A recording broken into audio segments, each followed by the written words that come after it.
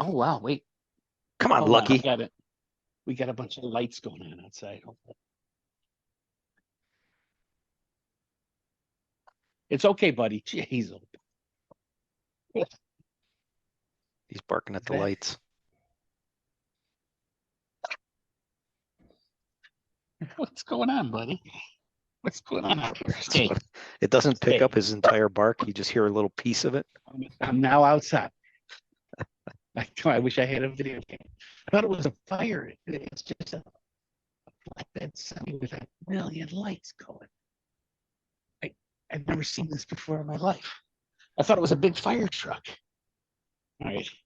It's that big, but it's a big flatbed. And lights. Can you hear me? All through that? Yeah. And it's just flashing. Let's see if I can slowly do this without.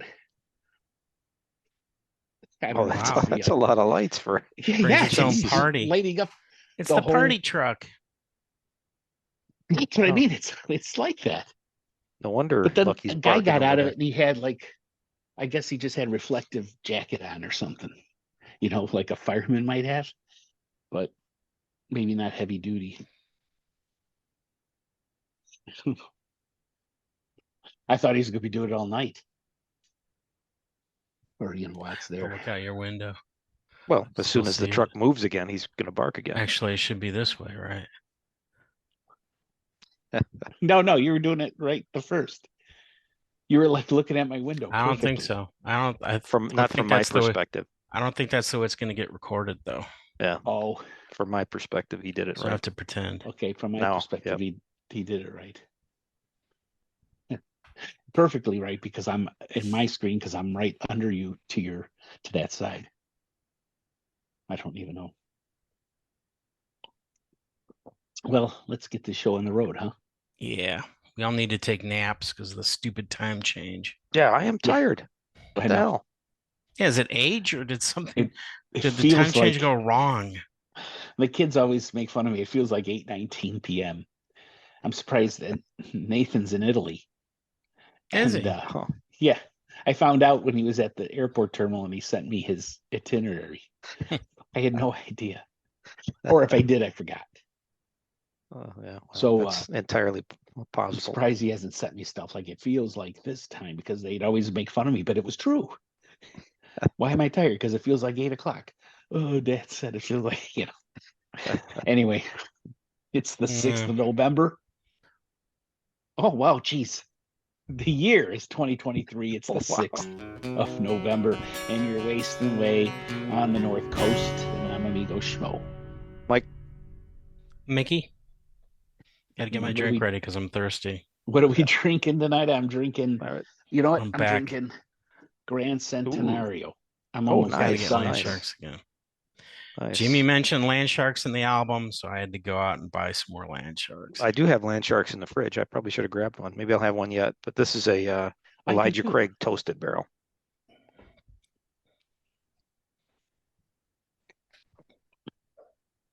Very nice. Very nice. Mine's Land Sharky. Yeah, I might have to break one of those out after this. Yeah, with notes of land and shark.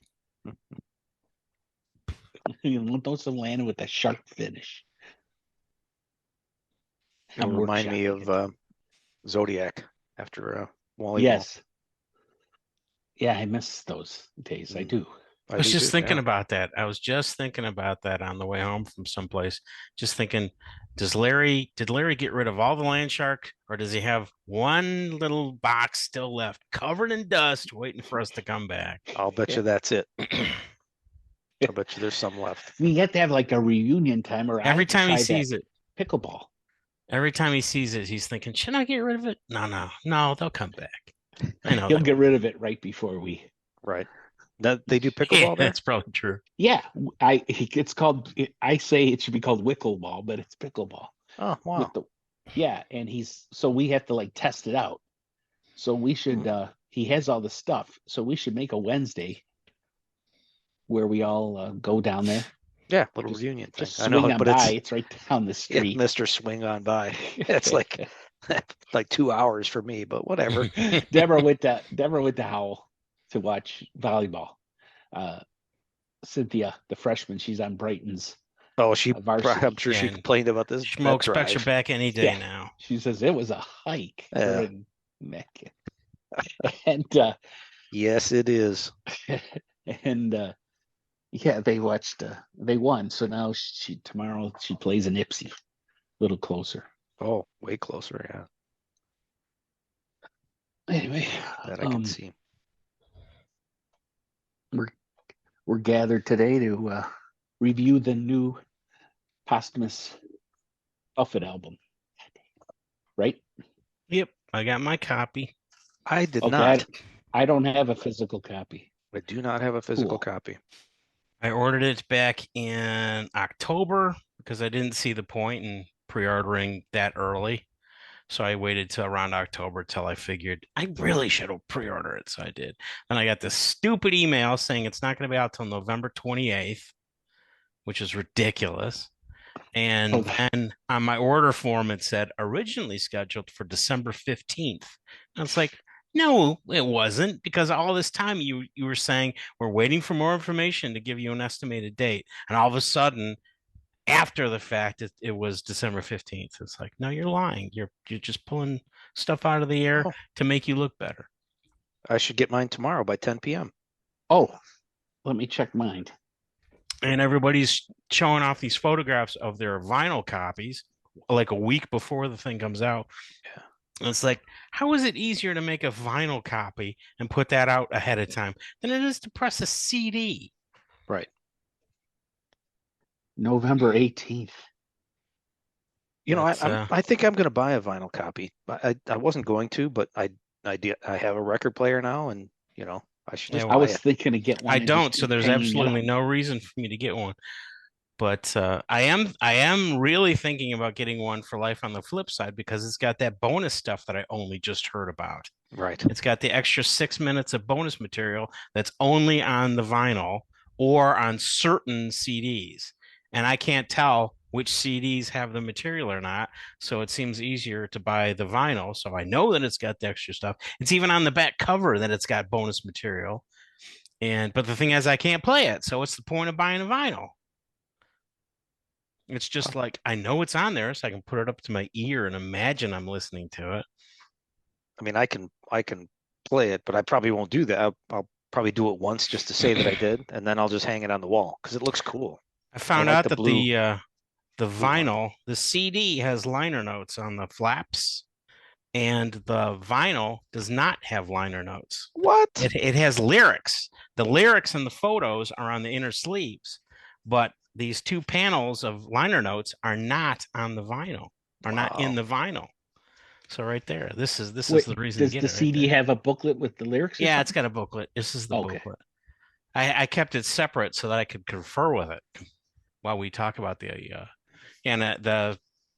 booklet fits in there, and it's kind of cool. This little sleeve has artwork inside it. Yeah, and it's actually the gatefold, because if you pop the CD off, that's the right side of the gatefold artwork, and the rest of it, the horizon line, is like behind the liner notes, but it's actually inside. I mean, literally behind the liner notes. Yeah. Oh, I can't get there you go. There you go. Yeah, not that way, the other way. Turn it, tilt it the other way. Oh, you had it. There. So that's my tour of the CD packaging. But I was really looking forward to these. Actually, I was hoping that Jimmy would have stories for like an introduction for each song, but he just has these liner notes. And to be honest, the liner notes don't make a lot of sense. He really should have proofread this. Oh, really? Wow. Yeah, it's really meandering. He'll start an idea, and then you'll encounter a period, and it's like, what? That's the end of the thought? It's like the sentence just stopped all of a sudden. Well, I'll check it out tomorrow. Anyway, have you guys heard the McAnally Utley thing? The replay on Sirius? I didn't. They've been playing the crap out of it. I mean, I know. Really? Somebody posted the schedule for it, and it's on like 2 or 3 times every day this week. I mean, I've just happened to hear it. Like But I've been in the car and it's, oh yeah, cool. I tried to record it because I want to have a copy I can keep, but there are so many dropouts. It's driving me crazy. I've recorded it 3 times already so far, and I have not yet gotten a copy where it was complete. So I'm thinking I might have to go around and pick little pieces and join them together like an audio jigsaw and come off of the show. And even then, I don't think I've got everything. So I think I still need to make more copies. And it's really ticking me off. Not enough for me to actually pay for Sirius XM, but it's still ticking me off. I'm just using the free download, and I think they've really hobbled the free download. Probably so. Anyway. But I'm sure I've heard the whole thing, not all at once, front to back, but I've heard it, bits and pieces here and there to the point where I've heard the whole thing now. I even had the radio on and I didn't hear it. I got to let these idiots out. I'll be right back. I thought he was talking about not us. you, not you. I thought he was talking. It's going to take a long time for you to show up. So should we have an overview or just dive in song by song? We'll do both, I would think. Because I'd like to get your overall thoughts on the entire package as a whole. Yeah, let's do that. Well, like I said before, I was able to get 11 tracks before the album came out. And of that 11, I had the first 7 tracks in a row. So I already had that flow of the album already. And either by coincidence or not, but it's around track 8 where of the stuff that I hadn't heard that my opinion changes. So it's kind of funny. It's like, is it just because I'm used to those 7 tracks, or is there something different about 8, 9, and 12, I think, or something like that? So your opinion for the better or for the worse? Well, I want to say now, but you can kind of guess. I assume you can guess. I don't know. I'm trying to see what's 8. I don't have the track list. I have stuff written down. I wrote it down. I took notes. So that's that Punch Café. Is that it? That number 8, 10, and 12 are the songs that I didn't have before the album came out. How many are in there? 13? 14. 14. So anyway. I've only been able to listen a few times. I didn't really notice any kind of flow. Just to me, it was just a bunch of songs. I don't know if it's because, Well, supposedly, according to Jimmy and Mac, there's a little story. Yeah. With the it has a beginning and an end. It does. You don't think you didn't pick that up? No, I didn't pick that up. Because I was thinking that, but then they clarified it on the record replay. Yeah, but it's the second song I think shows up too soon. I thought so too. Bubbles Up, we're talking about. Yeah, you could have. Yeah, that could have been the closer, but that'd be kind of too idea. Depressing if it was the closer. Well, but my closer is different. The album's closer, and it's not Bubbles Up. But we'll get to that at the end, won't we? I suppose so. So shall we begin? Track 1? Sure. I'm going to get up the track list. Hold on a second. Track 1, University of Bourbon Street. So you guys can comment because you're the bourbon experts. Well, I don't think it has much to do about bourbon itself, bourbon drink. Yeah. I really I gave this thing 5 stars. Did you? Like I'm recruiting football players. No, this is I had a feeling I liked this more than you guys, but I just really like the song. I just want to go to New Orleans. And I've been in the jazz clubs, the brass clubs, I should say, and it just took me back when we went, and I've gone a couple other times, and it was just cool. It sounded cool. That's what I would love to hear live, stuff like that, when you're down there. Yeah, and they did have that jazz band, right? Or was it the Presentation Jazz Band or something? Or Preservation Hall Jazz Band. There you go. So it had those guys on there. And I thought it was a good opener. I liked it. It's at the beginning, right? That's where he started, so it makes sense. Yeah, And that's why Jimmy wanted this song as the first song, because that's where he started, Yep. Was that's where it in all New began. Orleans. And yeah, it's fun. I think it's a great way to start. Now, Joe, There are lots you of went with personal references. yeah, you went with star ratings. I went with letter grades. So yeah, a little different. What did Greg used to do? Oh, it would be a right. He would It'd be give it like like 2.5 cheeseburgers or no, something he like would that, give wasn't it it? bubbles. Yeah, it depends on like what you're doing. So he Yeah, I would thought give it depended on the album. yeah. So he would I give it five bubbles in order. I should have But done that. and I did write like this is the beginning. This is the story. And I didn't catch up. I didn't catch on to any flow. That was Even It it. though didn't Just occur the to you when beginning. you said this is the beginning this that it is the was the beginning that beginning. there was going to be an end. I didn't. Or even a part 2 or a I didn't phase go. 2. Oh, it happens to be the first song. It's the beginning. No, I did letter grades. I gave it a B. Well, I would give it an A. Do you do half grades I for the do. other I do songs? minuses and pluses. Yeah. Oh wow, B. Yep. I'm surprised, not a B plus or an A No, minus. no, it was good. I enjoyed it. It was fun. But yeah. I'd There you probably go. give it a higher rating than that. It kind of is rather derivative. Mhm. I mean, it's like a standard New Orleans type performance and song. Which is kind of what he was going for, Yeah, but I know. Yeah, exactly. It's not And original, but it seems fresh to me. as I've said before, it's just such a bummer that he won't be able to play this at Jazz Fest next year or 2024. Now the Coral Reefers doing this song at Jazz Fest would be a lot of fun, and they won't be able. Well, maybe the Coral Reefers will. I don't know, but Jimmy won't. And I liked it. I liked it a lot.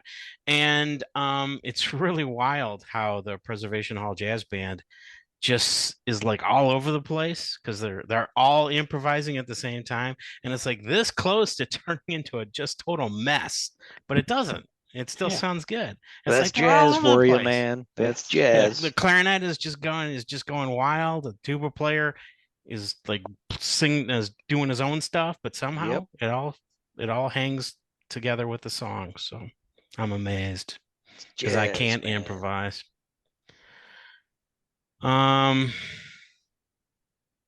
I looked up Hey Pocky Way, and I also looked up Muffaletta. Oh, I've had a muffaletta. That's a big deal down there. Yeah. In Because fact, I've even heard in of it, but I didn't. I Is don't that think is I've ever that heard got of it. like that olive spread yeah, or something? yeah, and it's on like a loaf. It's on the bread's different. I gotta It's good. just a It's second. a big thing in Houston too. Because it's right next door to Louisiana, right? So it's got all their influences there.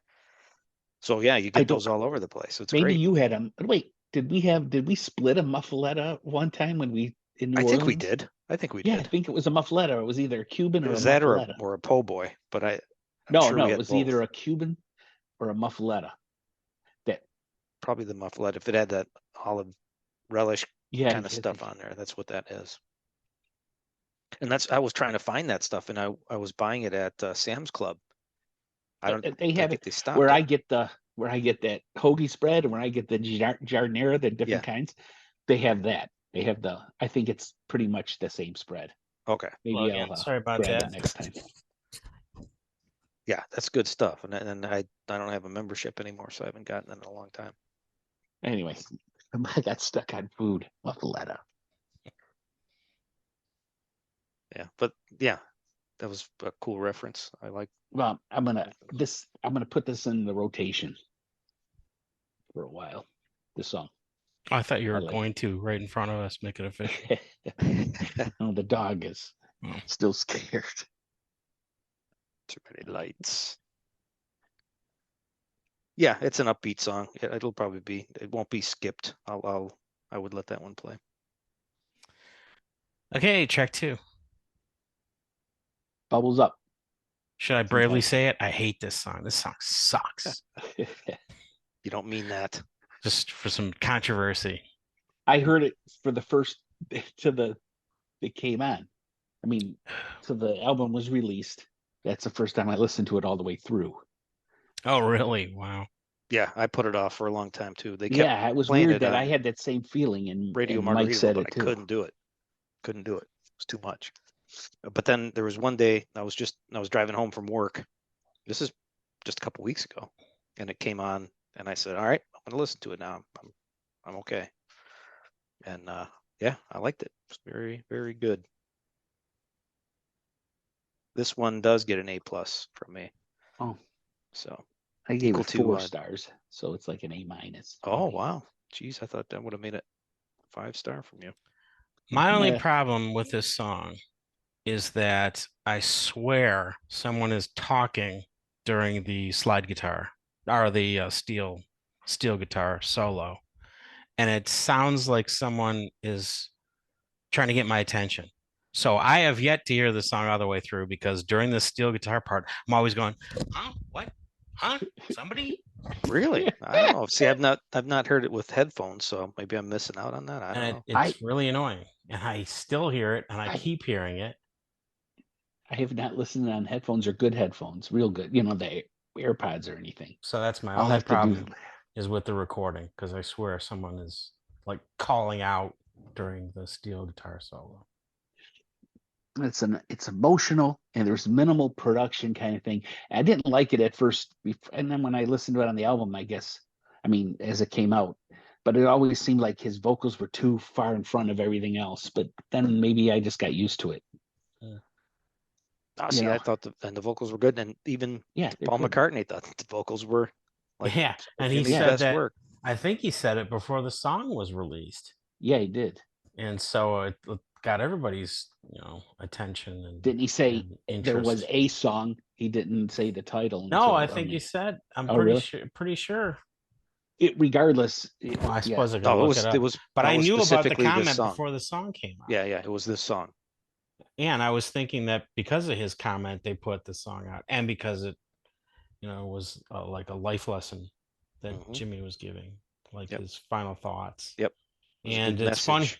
It's funny how David Bowie had an album about his final thoughts, because he knew he was going to die, and there was another act that had a song or an album like that. And when I was hearing Bubbles Up, I was thinking every artist should record their lasting message and just put it in the vault, and then when they do pass away, then it can get released and sell 1 million copies. That'd be I wish to subscribe to your newsletter. Just like David Bowie did, because he knew he was, he had cancer. I think he had cancer, and he knew he only had a few months left. So he recorded Black Star about his thoughts on life. And that's how, I think that's how everybody knew that he knew he was going to die, was from that album, hearing the lyric or hearing the lyrics, reading the lyrics of that album. It's like, oh, I guess he knew. So we cover Bubbles Up, that wretched song that I hate so much. Oh, I guess so. Apparently, we're on the piece of crap song. Opposite ends. Wally sent me some. He went and saw the Land Sharks. Oh, that's right. He was going to go to that. He tailgated, and the people went into when the first show started, and it was like less people. Remember, it was 2 shows, so he tailgated for 2 hours, and then they played for 2 hours or something like that.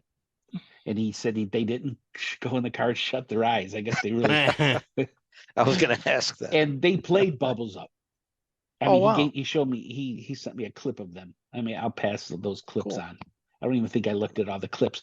There's at one point, I think they're doing a conga line, and I'm like, God, these people are so old. This is ridiculous. And I realized half the people are like younger than me. They're my age. Whippersnappers. Yep. Oh, and I'm like, is this what we look like trying to do a conga line? Yes, it is. It looked like fun. It was a smaller place, and they were having fun. So I don't know if they played any other new songs. I can't remember if he sent me those clips, but Bubbles Up he was doing. So cool.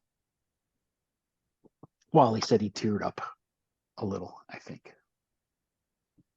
I can see why. Next track, guys. Audience of One, which has been the runner-up for an episode title for the last couple episodes. Yeah, very good. Very good. He's been waiting all album release season to say that. Ever since I heard the title, it's like, oh man, I gotta use this for a show title. Well, what do you guys think? I like it. I like the what has it got, like a samba beat to it, which I liked. And I also like the chorus. The melody of the chorus doesn't sound like something he's done before. You know, the rising, going up and then coming back down. Although that description is way too simplistic. Obviously, he's done melodies that went up and down, but not in the same style as. No, I know what you mean, and that's a good observation. It isn't exactly like there's other songs I hear like, oh, this is a Buffett song written by Jimmy and Mac, you know, and it's your same kind of formula almost. And one of my comments was it's a fun, bouncy song, so it's kind of along the same lines, right? It's a fun, bouncy song. Yeah, and then he's singing about, at least at one point, singing about, you know, you got to. Well, it's kind of cool. His singing about like you got to give it all. Doesn't he sing about like got to give it all you got, even if it's just an audience of one or whatever? Right, and he mentions his dog, right? So it's he's playing for his dog. Is this like from the pandemic times or something? Right, or it could be you could take it all kinds of ways, but yeah, even if or you're playing to just a mic and nobody's there or the dog or you know, it reminds me just because Roger Klein always said it. Why waste your time out here if you're not just giving it all you got when only a few people show up to the show? You know, similar kind of vein. I'm glad I got to see the lyrics because that wagon tail line just confused me. It's like, what's a wagon tail? I've heard of wagon trail. I've heard of a wagon trail. What's a wagon tail? And then I finally saw it in print, and it's like, oh, a wagging tail. Oh. So B-. That was my grade. So what do you give to track 4? I'd give it a B-. I was generous. I was just thinking B- or C+, and Mick brought me up to B-. For what, audience of one? Yeah. When I first heard it, it's like, this doesn't sound like a Buffett song. This sounds different than. And so what's that? 4 bubbles from you? The Married Kids wrote this, right? Mick Utley and they helped. with Mac and they Jimmy. Helped. But was it? Okay.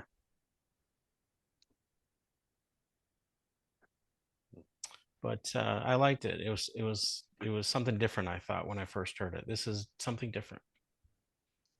And it's, you know, peppy, catchy. So good song. Good tune.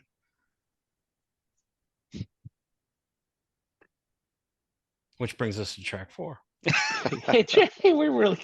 We're subdued. Yeah. It's really odd. All right, track 4 is My Gummie Just Kicked In, right? And featuring Paul McCartney. I don't know if I'm really hearing the bass or not. If he's playing bass, I know, right? I'm trying to listen for it, but yeah, I'm not sure I hear anything. Yeah. This was fun, but this is kind of what you expect from Buffett. Just what you expect. But the bass was recorded like in LA, right? It was separate. He played. It was. They don't typically do like the rhythm section in its own, like separate, right? It's usually the backbone. That's the story from Mac on that show. Yeah. So yeah, that was recorded separate, and then they mixed it. Not that there's anything wrong with that, but I'm just saying that might be why you're not hearing it. It's not as prominent. No, Max says that he mixed bass up more than usual because it was Paul McCartney. And he said he played his the Hohner, his Hofner bass. Yeah, I think that's in the video, the behind the scenes video, and I believe Jimmy was there. I know he was there for the photographs, but I like this song. I really, really like this song, and I like it more the more I listen to it. As I said before, we've discussed this one because we heard this one early on. Yeah, you guys heard it before I did. I appreciate the story more than I do the song. I was thinking it was going to be like Too Drunk to Karaoke, which I don't like. Oh, and, no, it's better than that. That really dull, sleepy Too Drunk to Karaoke song. And so that's what I was expecting. But I really like Gummie Just Kicked In. Matter of fact, I've got a container of gummies in my room that I was going to have nearby so I could show it off. But I left it up in my room. Are they infused? Like the real deal? They're the they're the Cheech and Chong gummies. Oh, really? Oh, nice. The Cruise Chews. Look at Mick. Yeah, look at Mick. I've never had one. I haven't either. We've had them in the house. I'm intrigued. I got talked into it by Instagram ads, which is now my way of shopping, apparently, because I buy a lot of stuff from Instagram. And I'm figuring if there's any gummy that you buy, it's got to be the one that Cheech and Chong sell. So, because they're like experts, tried and true, time honored, time worn. And so I got one container, and it's supposed to last a month. And it lasted me about 2 months because I wasn't taking it nightly. I was taking it every few nights. And they say it takes about an hour to kick in. And as soon as I took my first one, I got so incredibly sleepy an hour into it. It just knocked me out. It was better than melatonin. But then that wore off. It was like after a week of that, it didn't affect me. I was able to stay up right past it. And then I'm looking at the clock and going, oh, my gummy should have kicked in. It's a gateway drug. It's a gateway drug. My gummy didn't. This song is a gateway. Yeah, because that's what caused me to buy it. See? Oh my God. Yeah. You know what? If I ever try this, it'd be because of the song and Mick's story. They say if it's not enough of a kick, then you can take 2. So like halfway into it, I did take 2. And that really got me messed up. I wasn't exactly high or hallucinating or anything like that, but there was a definite fuzziness. There was a cloud on my brain where I would do something and it would take like a second for me to actually accomplish it. Like just raising up my arm.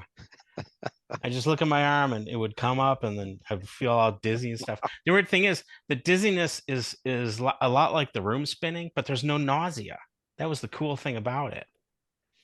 Because I was feeling things spinning around, but I was never nauseated. I never felt like I needed to puke. It was a brain thing, not a stomach thing, or he's making a commercial body thing. Yeah, I guess. Yeah. This is like one of those. But I did not like that delay of every movement I made or lag or whatever. I did not like it, so I never did the 2 times the 2 gummies in one night thing again. Yeah, I've never tried these, but I am intrigued. Before my container was over, they had stopped working at all. They weren't making me sleepy. They weren't making me dizzy. Of course, I didn't take that amount to make myself dizzy, but they ceased to really do anything. Yeah, see, now you're. But I ran out, so I bought a second container just for now, so I could show it to you. And I forgot to show. When do you get your next land shark? When do you get your next land shark? Yeah, maybe just to show it off. But it was interesting. You should have one at the beginning of the show. We'll watch the progression. I wanted to keep the original container and fill it with just candy gummies, so I could just be popping it through the whole show, and you guys would get all concerned. Oh my God, are you gonna be okay? And it's like, hey, it's nothing. I just have to remember to brush my teeth before I go to bed. Or he'd be getting sharper as the show goes on. The old, yeah, my reflexes Fever would thing. be pristine. But anyway, that's Gummie. I know there are so many people that trash this song and say it's the worst song on the album. They hate it. They'll never listen to it again. I honestly enjoy this song. So there. Yeah, it's a C for me. It's average, but it's like you can't. I don't know, this grading thing. My grading scale is like for Buffett songs, right? It's not like in general, because like any Buffett song is going to be better than like, you know, most songs out in the wild. So I can't really rate on like a scale that everybody would be rated on. As far as Buffett tunes are concerned, it's average. I gave it 3 stars. I said, this is what you expect. So these are the kind of songs that are on Buffett albums. This is right. If you averaged them out, this is just above average. I liked it. You know, it's one of his gimmick songs, right? Right. Like all those gimmick songs, this is one of the better half of the gimmick songs. I guess, I don't know if Cheeseburger's a gimmick song, and that would be like number 1. That might be like the first gimmick song. Is that the first gimmick song? Well, you're cutting out there, Schmoe. Or maybe is it just me? Oh. No, it was Schmoe. Yeah, we didn't hear you. Thoughts to himself. I would. Your lips were moving, but we got nothing. Hold on, can you hear me at all? Now. Not your Bluetooth though. Mm-hmm. Okay. Can you hear me now? Yes. Yeah. But it doesn't sound like your Bluetooth. It sounds like your laptop. Yeah, it's not my Bluetooth. I told you. Echoey. I was having this problem. I would say that the first Gimmick song was "Why Don't We Get Drunk and Screw." Ah, there you go. Yep. Very good. You nailed it. Burger 5. Oh, now I can hear you. Okay, cool. Yeah, you sound better. Track 5. You Close couldn't hear us? Calls. I thought it was just your mic, but you couldn't hear us either, huh? No, I could hear you, but I was hearing you. I don't know why I said it like that. I was hearing you through the laptop, not my headphones. But also, out of the clear blue sky, a Bluetooth speaker, a Bose, just kicked on and was starting to play you guys.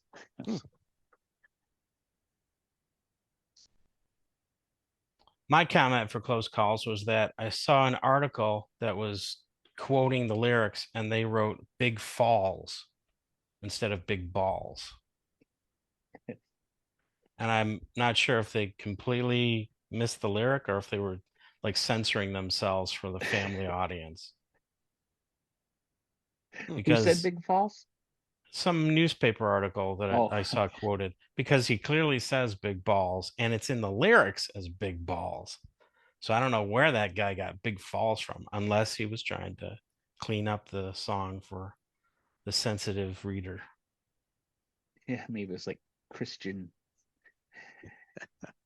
I don't think a Christian publication Christian is going to be Trop Rock Digest or that. something. I said this has peanut butter conspiracy vibes in it. Mm. Oh, that's pretty good. Yeah, it's kind of feels the same, right? I mean, it sounds kind of the same formula. It's good fiddle in there and stuff. Mm. Yeah, I was surprised when the fiddle kicked in. Yeah, it's different than the other songs so far. And I like the fact that Jimmy brings up Buford Pusser, and then the very next line says, "But forget about that." I like that. It keeps coming up. Yeah, he does it twice. He says, I remember Buford Pusser, but I'm not going to talk about it right now. Now, did he write? Who wrote this song? I think it's a Jimmy and Mac thing, right? Is it a Jimmy and Mac? I wasn't sure. And Will Kimbrough. Okay. The three of them. Boy, they really must have hung out. Kimbrough was really heavy. Yeah, there's no solo Buffett song on here. I was kind of surprised by that. They're all collaborations.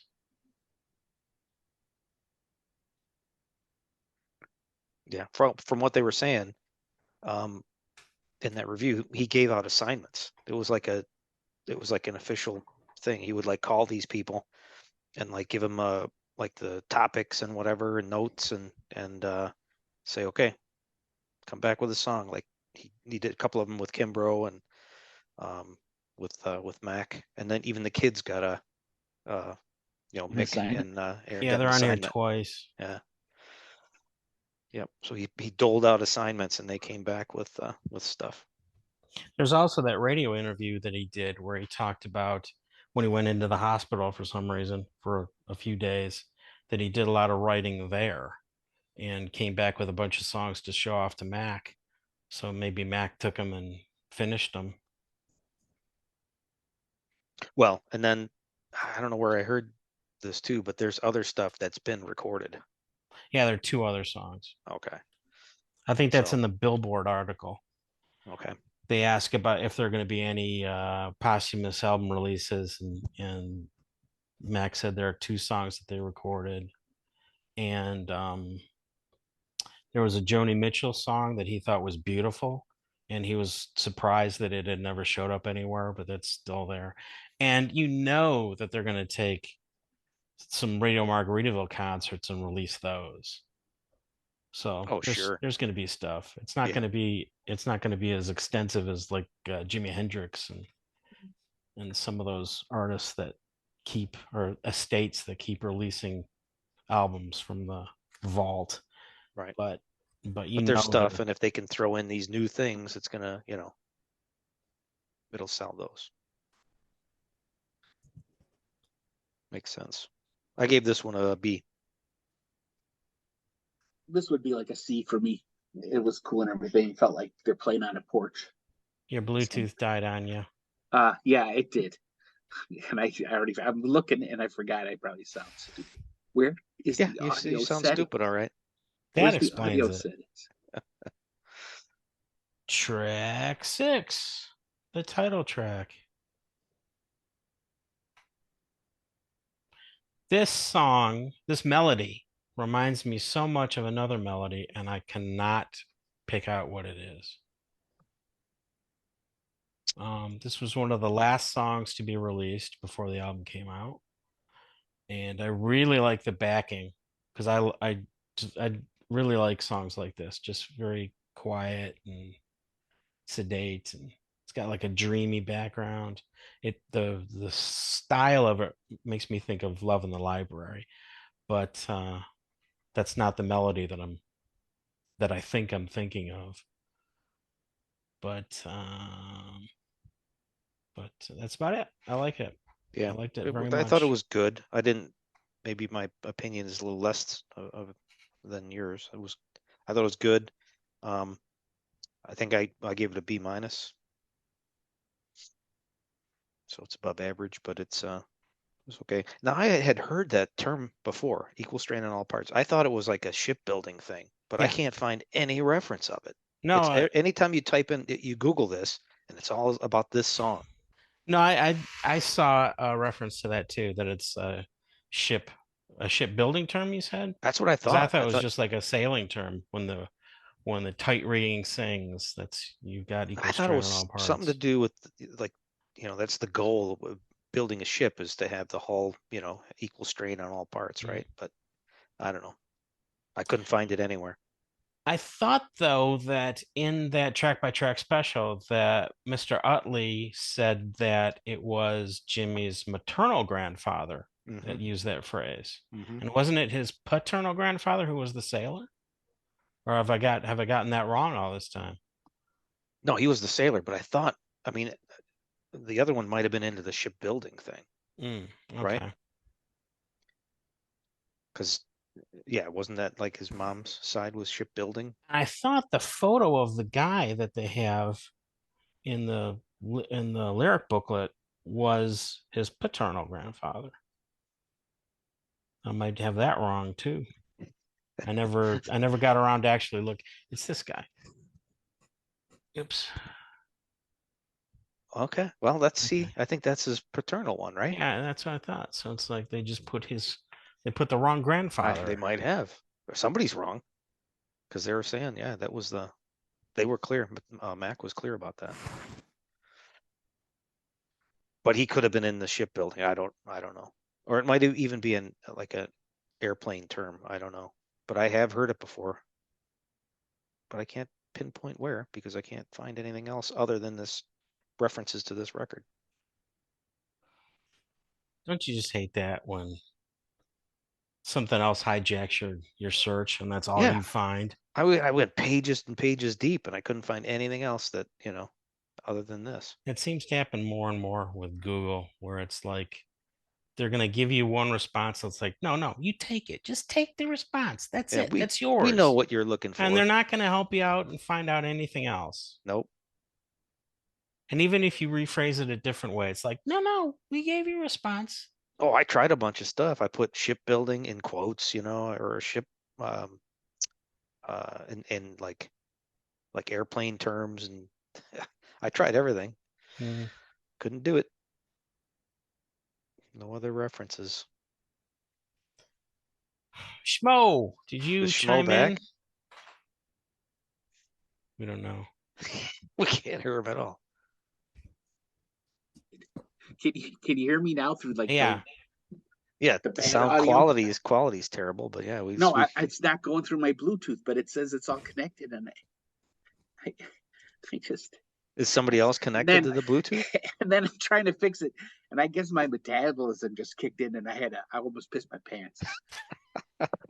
You can't blame that on a Gummie. I don't do that. Hello. First, all right, I have to go to the bathroom. Equal strain, Schmoe. You're on. Equal strain on all prostates.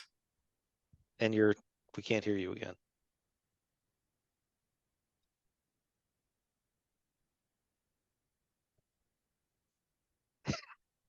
All right, just write stuff and hold it up to the camera. Well, I'll make a gummy run. Might as well.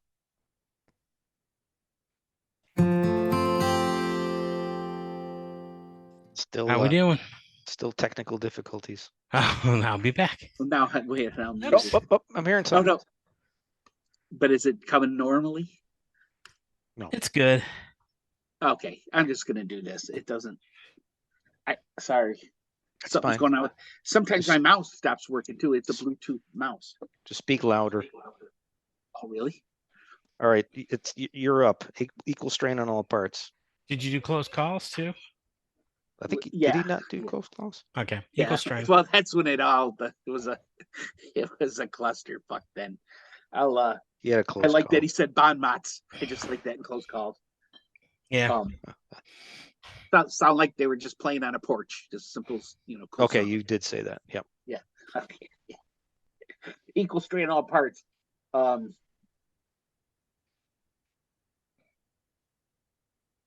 Time's up. We can't hear you, Joe. It reminded me of my grandpa. That's right. Couldn't read my writing.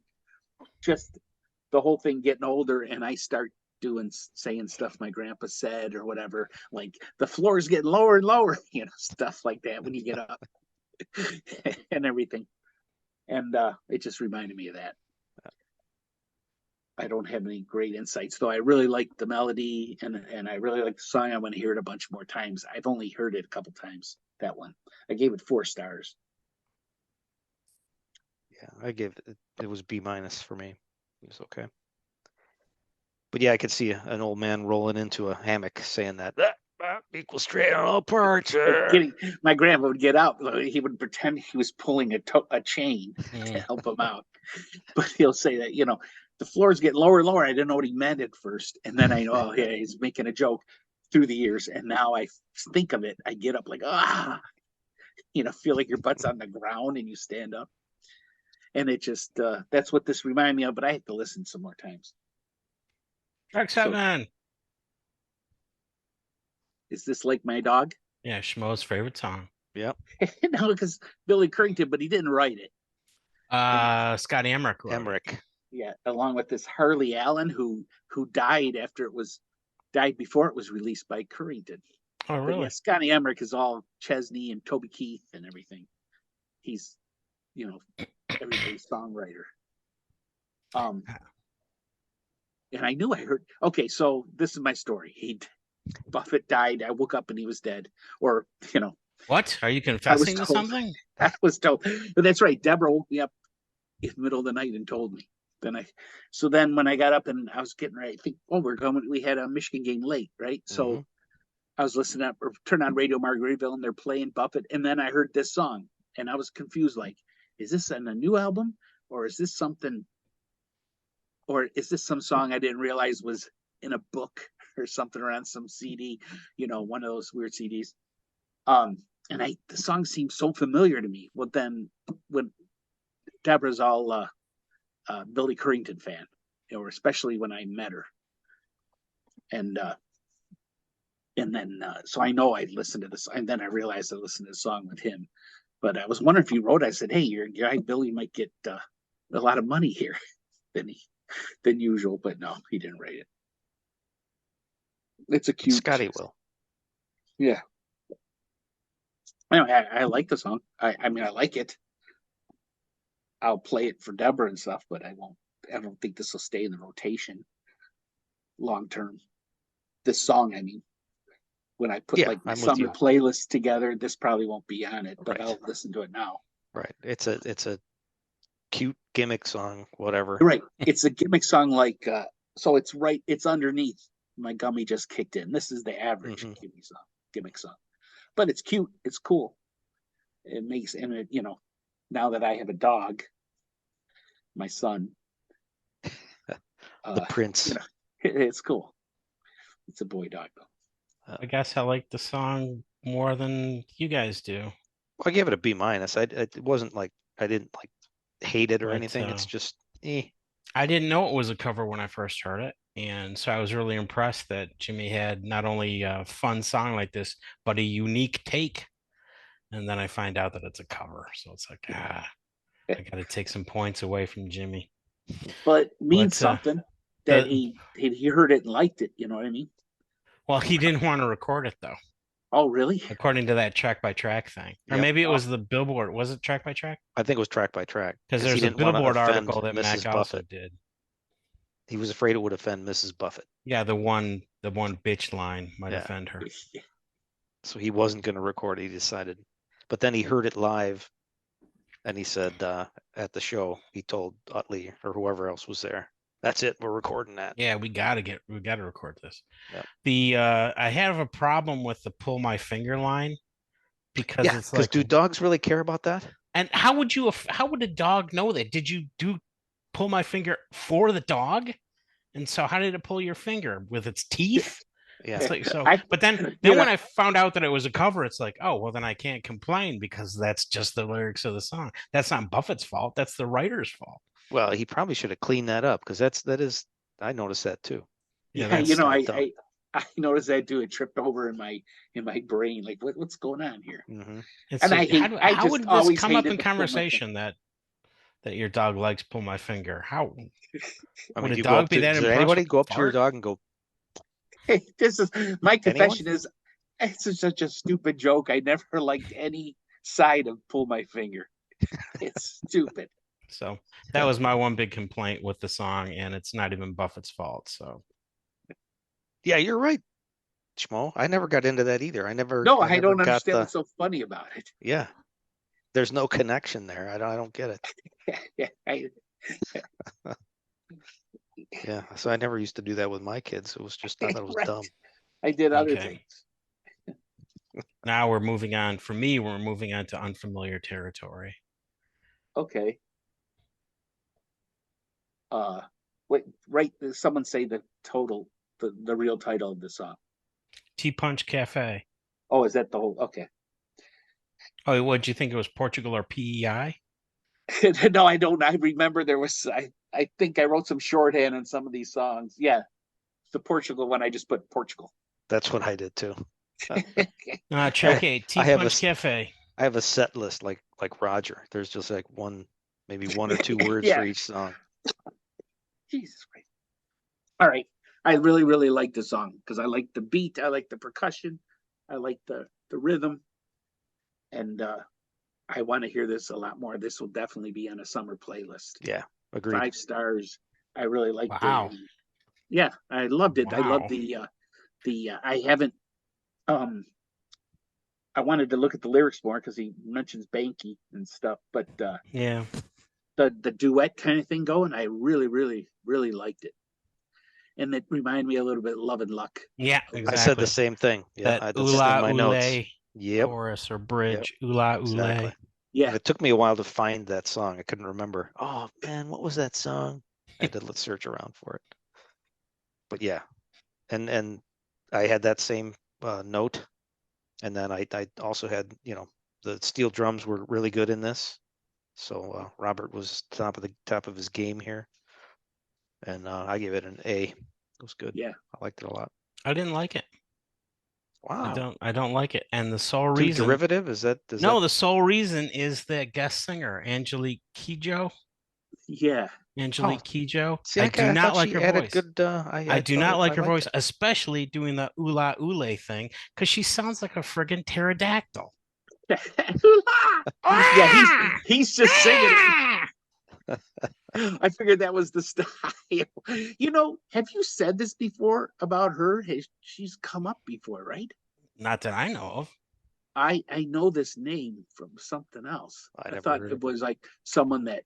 I do not like her voice. I really do not like her voice. Well, I tell you right now, I just found out for sure it's a her because you said her. I wasn't sure. Well, Angelique, I would assume is a woman's name. It sounds like it's a woman's name, pretty much, but you never know.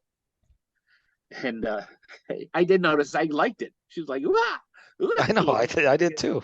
I like it. Adds a little, No, she's swooping over Jurassic World and Jimmy's grabbing his margaritas. No, I like it. No, she's doing like this island thing of screaming it and he's singing it and it's good together. And I said, I really like that.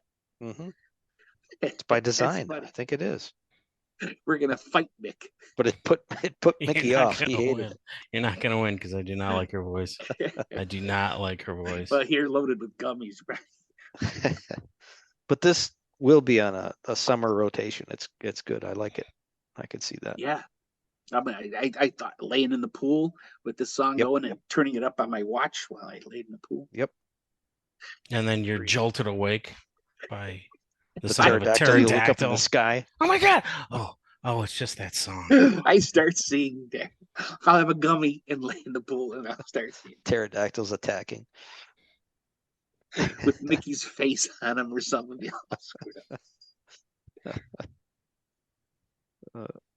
Yeah. I really Track liked it. 9. I was gonna go try to translate the words. I never got to that. Somebody was asking about it on Facebook, and I guess it's some strange Javanese language and derivative of some slang, Javanese language, and it's like I don't feel well, take me home, something like that. And she's singing it, yeah. From all those tea punches. And Jollymon shows up. I forgot about that. That's right. There are a few songs where Jimmy brings back Desdemona's in here too. I think this is the same song as Desdemona. Is Desdemona in this one? Or yes, she is. It's in the third verse. It seemed like they just got together and just wrote this song. They probably didn't. Whatever, and it was just fun, and then got a rhythm going, and man, I liked it. Mac was mentioning on that special how Jimmy likes to do callbacks to other songs, and he seemed to do that a lot on this album, which is more evidence that maybe he knew this was going to be his last one. Yeah, I like the callbacks. Yep, agreed. Track 9, Portugal or PEI? What's PEI? I didn't do the research on that. Prince Edward Island. Yeah. Okay, thank you. And Lenny Gallant is French Canadian, so he's the guest singer on this, along with Will Kimbrough. But he helped wrote it. Lenny Gallant, I think, helped wrote it. A couple songs. And I'm so glad that Mac mentioned him, because I've been calling him Eddie Gallant or Lenny Gallant all this time, but it's Gallant. Lenny. Of Google. And keep in mind, Mickey's had French in high school. He's still Gallant. Same here. I didn't know he was French. That was a really Joe thing to say. Yeah, I know. I did look up Prince Edward Island, all that stuff. And Mac also explained the meaning of this title, which I'm glad he did, because it didn't make any sense. And the song might allude to it, but Mac was saying that Jimmy used to say if he was ever missing or not around, that it would either be Portugal. Look for me either in Portugal or PEI. So that's where the song title comes from. That's where he would be. If you can't find him, look for him in Portugal or Prince Edward Island. I got to get the geography of all this straight. Well, they're not close. I was going to say. I know. And Portugal's is alluded to Spain. Yeah, it's in the last song. Oh, is it? Well, the last song is. Well, we'll get to it. Oh, you mean the very last song? Yeah, the very last song. I thought you meant the previous song. I thought you meant the previous song. No. I meant the last song, the Dylan song. That's not just because Portugal. That's about Mozambique. Right? Yeah, that's not Portugal. No, but Portugal owned it. And Dylan wrote it when I forgot about this song. Dylan wrote it when they were trying to get independence from Portugal. And I did listen to the Dylan version, and I don't like it as much. No, I know. We'll get there. We'll get there. Sorry. Yeah, I know. Yeah. Back to Portugal. Or PEI. I said it sounds great. It's there's some nice acoustic guitar in there and some good trumpet. I like that. And I gave it an A. To me, it just flowed. It's going to be in the rotation. This is going to be the rotation. These two songs go right together. Well, half of them. Yeah. And actually, they do go right together because one's jammed up to right up to the other one. Yeah. The second song is jammed up right to the first song. Mm-hmm. I said it. I said I love it. And it's a great song that I expected to be on it. That "Where Am I Gonna Go" line just became such an earworm for me after I heard it. I had that in my head for a couple days after. Where am I gonna go? This will be fun. I said some other words I can't read. Can't read your trumpets. Writing. Trumpets. Ah, see, I had that too. Trumpets and acoustic guitar. Both were good in here. So we're all agreed on that one. Okay. We all give that one high marks. Probably our closest agreement. I think it is. It is. Level. Maybe Bubbles Up. I was only kidding when I said it's the worst song ever written. I don't know. You were pretty rough. It's my acting skills. Or the gummies. Speaking of which, I did bring them down. Oh, that's right. I thought I missed it. Wow. I see these ads constantly. That's very medicinal looking. Jeez. Bruce Chews CBD plus THC gummies. Ooh. Mellow and mild. And that's slam one, Mick.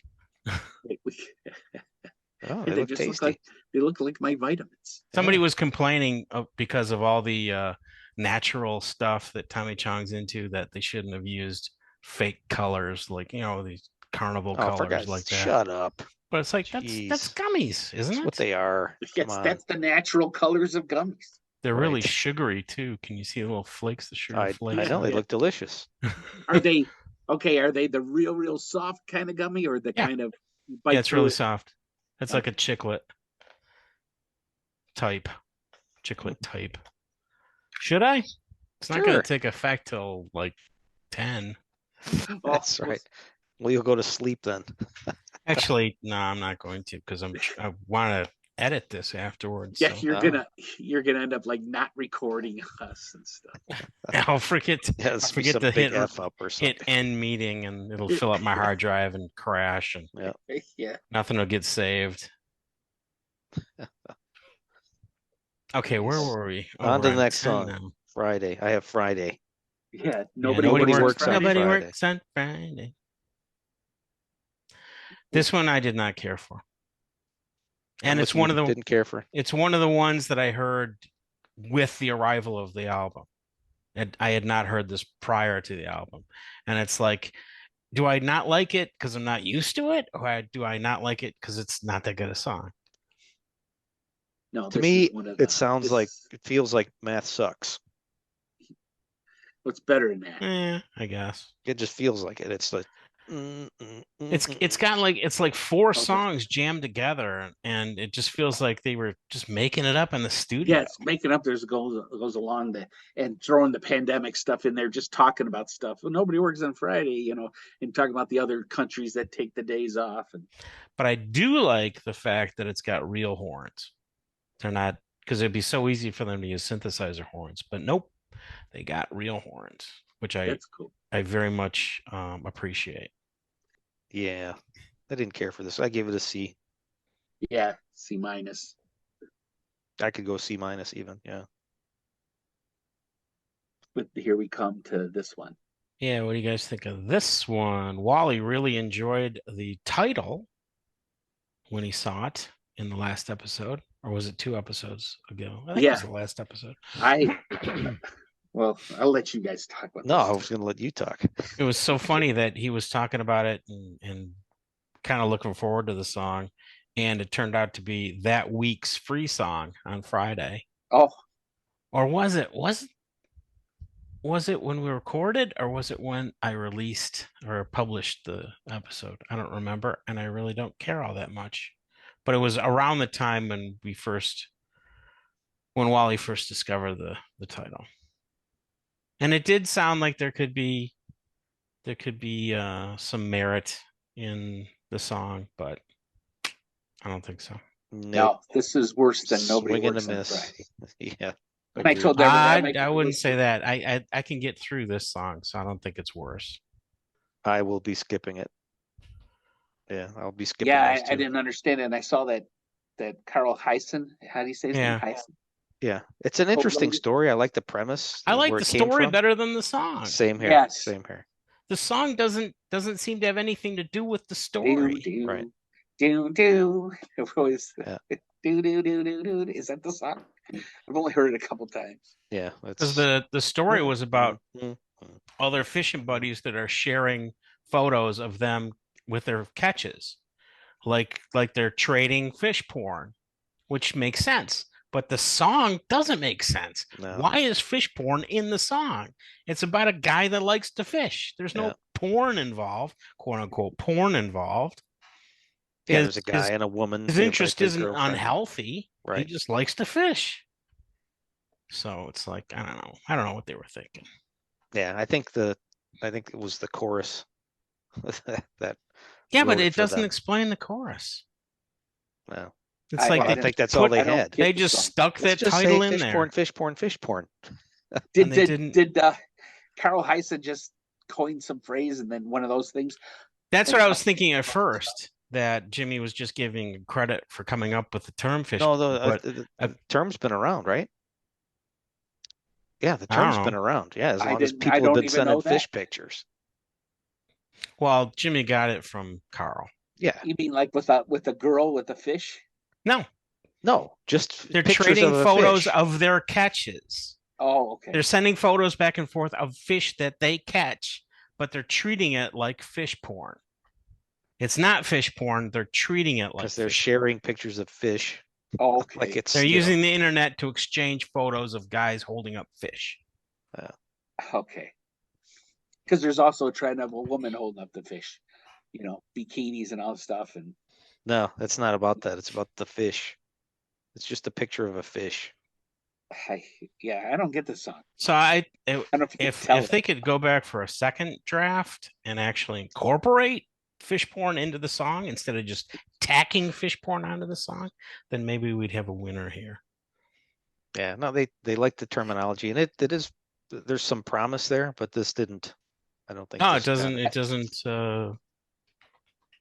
I wrote down Buffett Universe. Is there callbacks or something?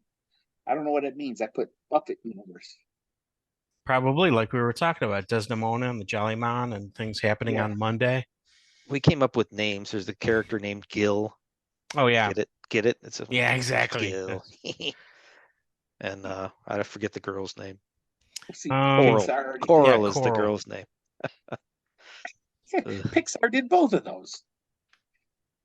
Yeah, you're right. I didn't even think about that. Yeah. Come on. Yeah, this was one of the. This is, one of the last songs on the album. Yeah, I'll be, I don't know, skipping that one. So we're kind of in agreement on this song too. I think we are. Wow, but not in a good way. What do we? What's the world coming to? All right. Next up, Johnny's Rhum with an H. Rhum. Rhum for rheumatism. Oh,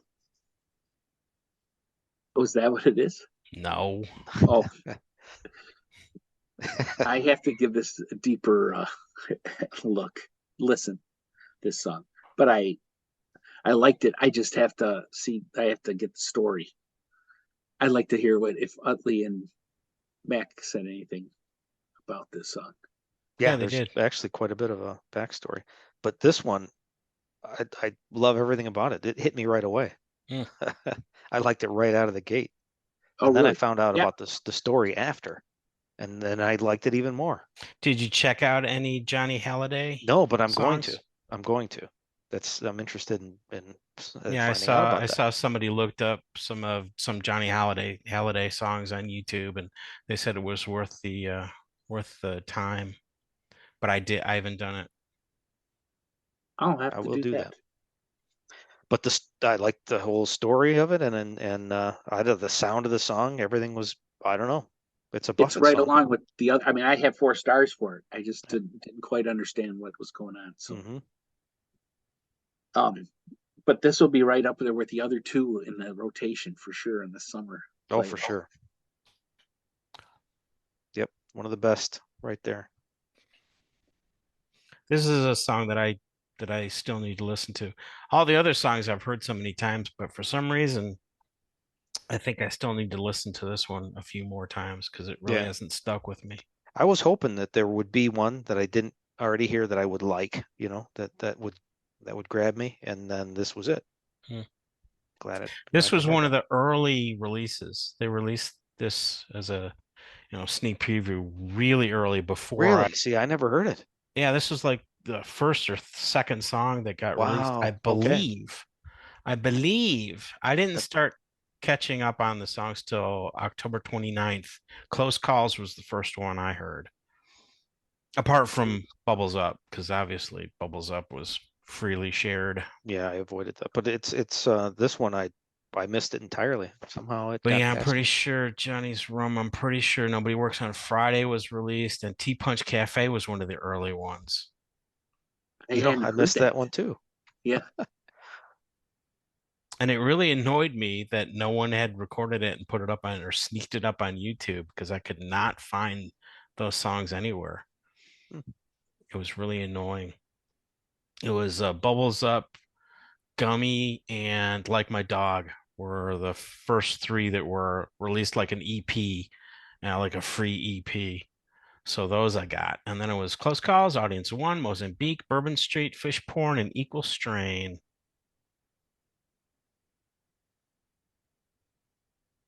And I wrote to Mike and said that every song I've heard I've really liked except one. And the worst I could say about it was so-so.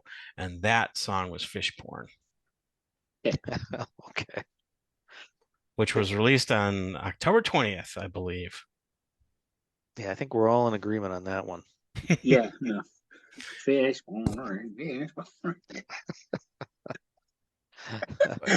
No offense to the writers, but geez, I'm gonna like making fun of this. I don't want to insult the writers of the song publicly. Well, I'm not sure how this Carl. I didn't like Hoot. It didn't make any sense. I don't know if the book was like because he wrote Hoot, right? The book. Yeah. What do you mean it didn't make sense? It made sense. They're building this pancake house or whatever in the middle of the woods where there's no expressway. What are they doing? And those damn owls, they're not the problem. The owls, they like construction sites and shit. I don't know. Wow, you're reading a lot into what the owls think. They steal other animals' homes or something. It's like we don't care about those damn owls. I don't know. Don't get me started. Listen, come on. But Captain Joe's Marvel insulted. Captain Marvel was in the movie. No, I thought her name was Envy Adams. It wasn't Captain Marvel, it was Envy Adams. And no, I'm not going to explain it. Don't know because I don't watch that stuff either. You sure you didn't take a gummy? All right. No, but I've seen Scott Pilgrim versus the World. Oh, okay. Next up, Columbus. When this was sneak peeked, it was called Dream of Columbus. So that's what I thought the title was. That's what I had in my music. It might be. I just wrote down one word. No, it's Columbus. It is Columbus. Yeah. Really? Yeah, I don't think it's. But when they first released it, they called it Dream of Columbus. So that's what I had in my music application, and that's what I thought it was. And then when the album came out, it was just called Columbus. And I double checked, and it is just called Columbus. Okay. It was, and it's a cover, right? Yeah, it's a cover by Mary Black, although it wasn't written by Mary Black. Oh, I didn't know that. I just heard her version. It's written by Noel Brazil, is the writer. And I just listened to her version before while I was waiting for you guys to get your crap together. And she sounds like a real like Judy Collins. No, is it Judy Collins? Judy Collins is the singer, right? I thought he was going to say piece of work. She's a real piece of work. No, she's a real Canadian folk singer. I don't even know if she's Canadian. She just sounds kind of Canadian, like a Judy Collins type folk singer. with like natural acoustic instruments behind her, like a string bass and piano, and it's nice. It's a nice. She has a nice voice, but it's like Buffett really didn't change a lot to do his version, but I really like it. I really like this song because I heard it pretty early on. I thought, oh yeah, no, whatever. Well, he did it because he liked her version of it, Yeah, right? I Yeah, believe I yeah. He's a believe I fan heard of this hers. early on, and I just fell in love with the song. And it also helps that I just read a book about Columbus around Columbus Day. There's a book called Columbus: The Four Voyages, and I've had it on my computer. I've had the ebook on my computer forever, and I finally forced myself this year I'm going to read that book. And so it's pretty interesting to me that this song came out soon after I read the book. I definitely want to spend more time with the song. And I really thought this song should have been the closer. But obviously there are reasons for Mozambique being the closer, which we'll get to.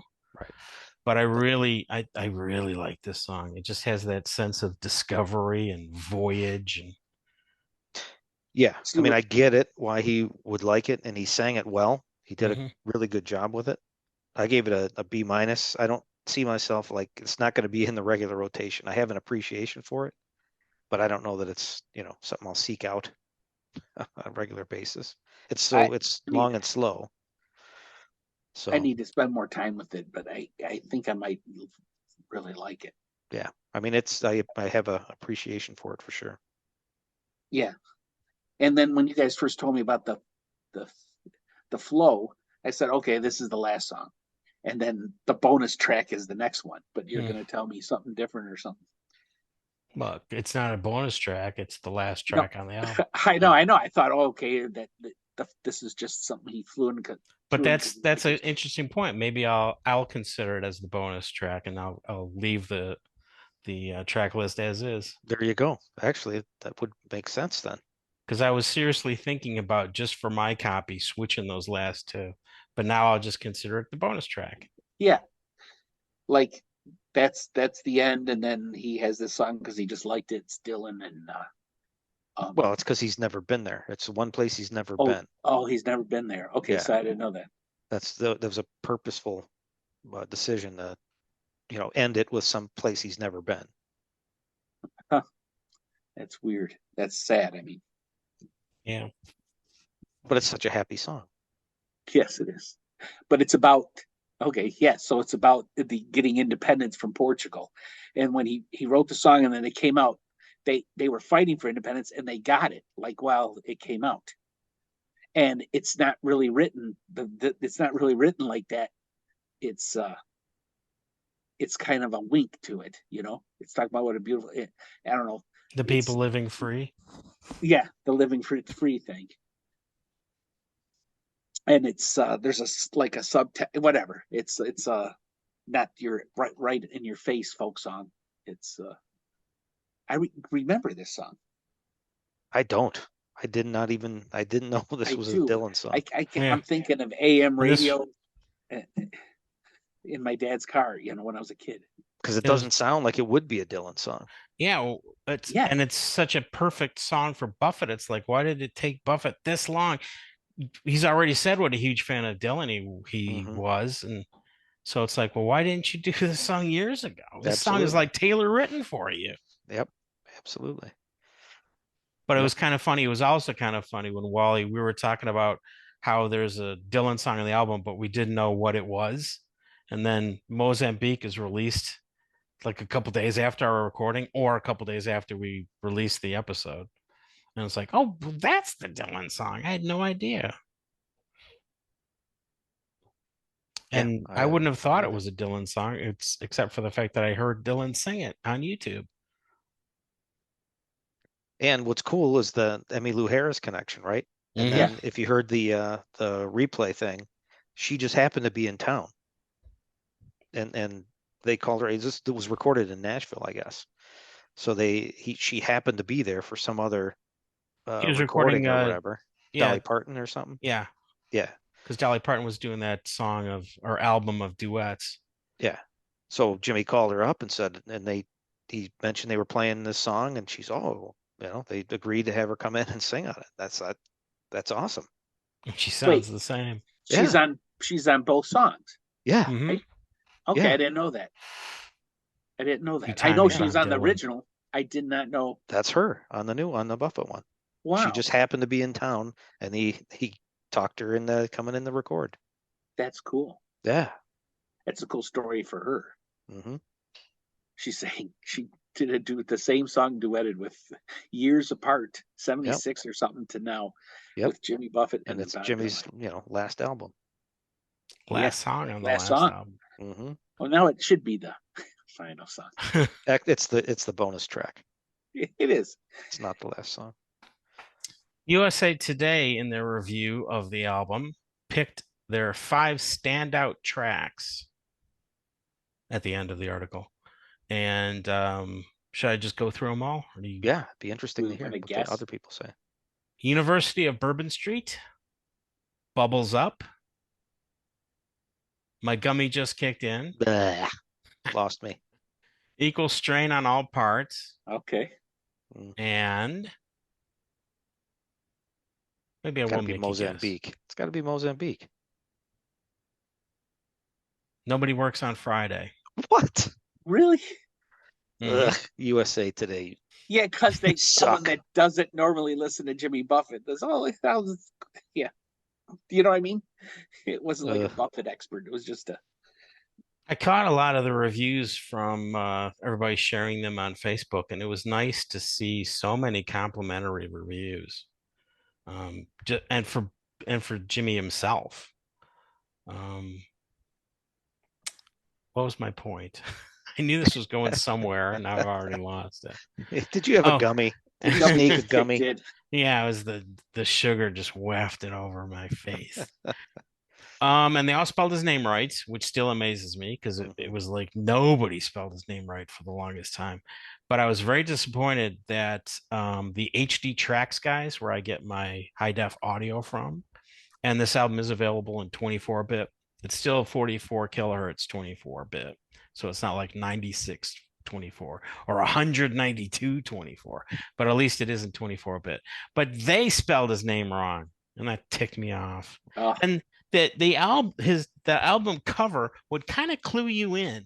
I mean, look at the size of that artist name compared to the rest of the cover, and yet they still spelled his name wrong. Do you think it's like autocorrect with whatever crappy?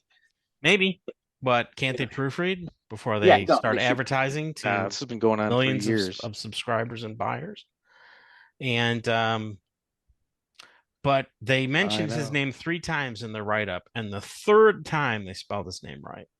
But the other 2, he was Buffet, Jimmy Buffet.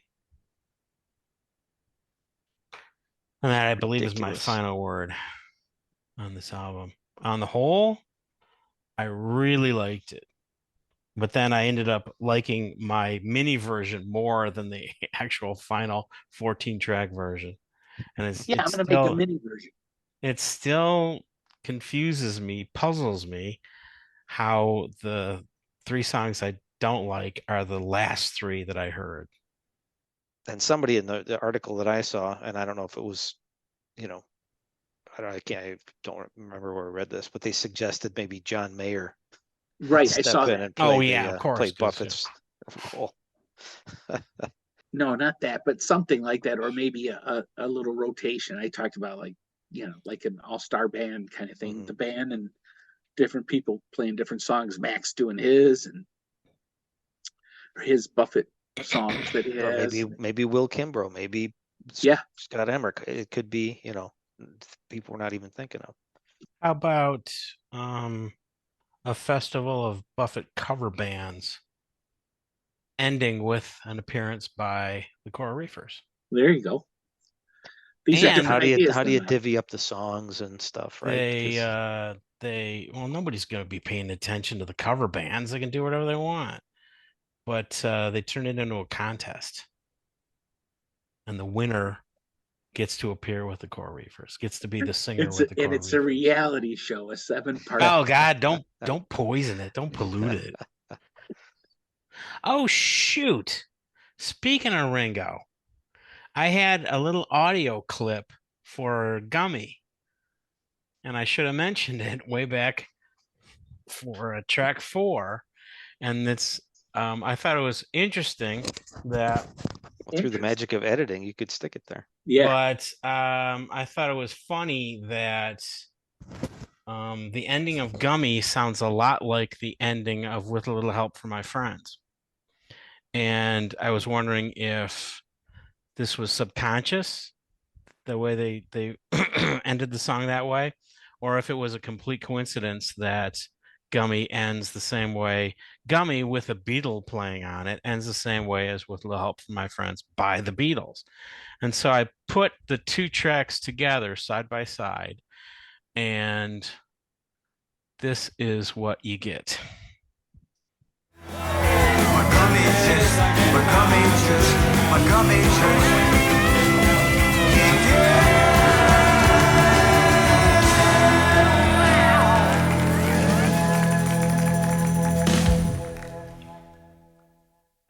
That's the same note. I don't know if it's Well, That's what I meant. It ends with the same note. coincidence. I don't know. So yeah, that's what I was wondering. Is it a coincidence, or was it just subconscious that we've got a Beatle in the room? So it made them subconsciously think of Beatles Let's go with songs. subconscious. There's a good question for a Mac McAnally Q&A session. We're eating out and it feels like 10:30 and I'm extra tired. I had no gummies. It does feel much later. I don't know why it should feel like 10:30, because this is real time. I know. This isn't make-believe time. This is real time. 9 months of the year messing us up. Because he adjusted over that 9 months, and now he can't go back. That's your big mistake. You fell for fake made-up time. Well, anyway, our last. I'm sure you think there'll be any. Okay, you think there'll be any Buffett music after this? Something they find. Something. I'm sure there'll be a couple songs. I'm pretty sure we already talked about this in this show. You forgot that part. But he might have had technical difficulties at that time. What was this? Did we talk about that? Mac already talked about there were 2 songs recorded for this album that they didn't release. There's a Joni Mitchell cover that Mac can't believe they haven't put out yet. And then I brought up the fact that there are hours and hours of live concert material that they could release, like a box set of their 6 favorite concerts or something. And there's probably covers. The Coral Reefer Signature live, series, right? Well, yeah, the easy answer. That was the Encores album. Yeah, the answer to my question is obviously there's going to be. I don't recollect this. Talk about these. I might have been having difficulties. Or I don't think we talked that much. He might have been distracted, like worried about his speakers or something. Yeah.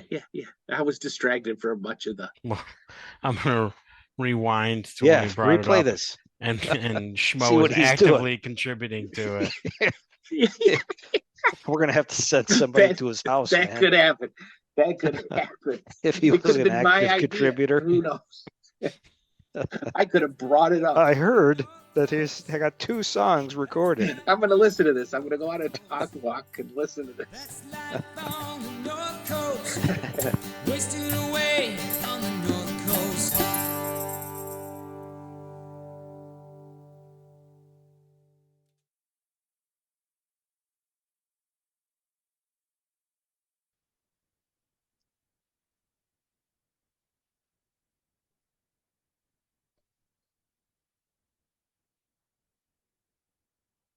Can't hear a thing, man.